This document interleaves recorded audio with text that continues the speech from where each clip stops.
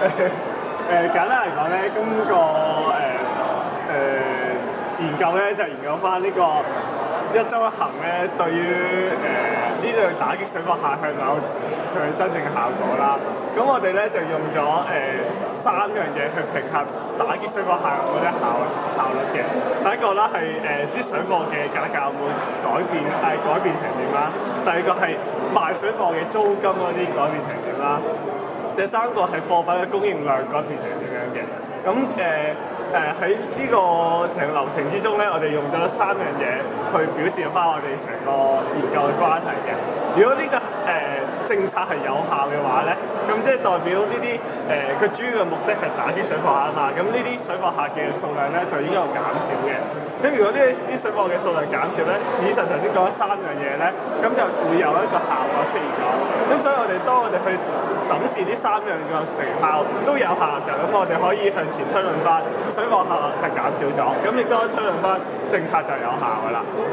咁我哋理想嘅情況啦，就係啲水貨嘅價格會減少啦，同埋啲租金會下調翻，咁供應量亦都回升嘅。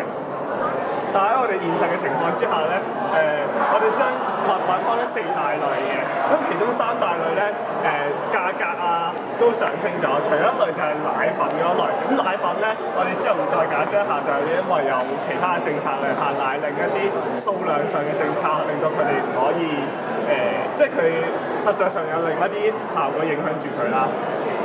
第二個係租金，咁租金咧喺上世一啲傳統嘅旺區嘅時候咧，咁都升得較多嘅，同以前幾年嘅2013年嘅比較咧，咁都係升咗嘅，普遍都係。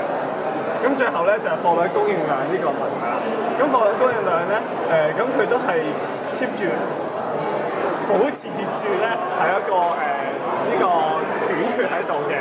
咁所以經過呢3樣嘢，咁我哋就可以知道水貨客咧，實際上咧就冇點減少到。咁我哋最後亦都可以結論到咧，呢個政策個效果係唔係好明顯嘅。咁點解佢會冇咁有效咧？係因為以下2樣嘢。第一個係一個商務同埋旅遊簽證嘅一啲濫用啦。因為而家水貨客咧可以利用一啲唔單止係個人遊，係一個商務簽證啊，旅遊簽證咧去到香港境內咧去買賣，而唔受呢個人遊影響啦。第二個就係一啲香港嘅人亦都取代咗啲外地嘅水貨客咧去參與呢個水貨買賣活動。咁所以呢2樣嘅原因加埋咧，就令到呢個水貨客嘅問題冇乜解決到嘅。咁我哋就俾咗3個建議啦，基於上面嘅分析。咁第一個咧就係設立咗一啲邊境水貨城啦，即係將佢嘅呢個其實唔係一個可以話係一個治標不治本嘅方法嘅，因為其實佢實際上冇推低到啲水貨價格，只不過將水貨價格由一個集中地推咗去咗邊境，令到影響唔圍繞住喺啲市區或者一啲內城區嘅影響啦。下邊2個就係相對比較治本少少嘅。咁第一個就係加強一啲執法啦，第二個就係一啲特別嘅通道。咁2個咧都限制啲水貨客喺運輸啊、行程上嘅城市啊成本或者金錢成本嘅。咁第一個係針對金錢成本啦，如果捉到嘅罰則會加大啦。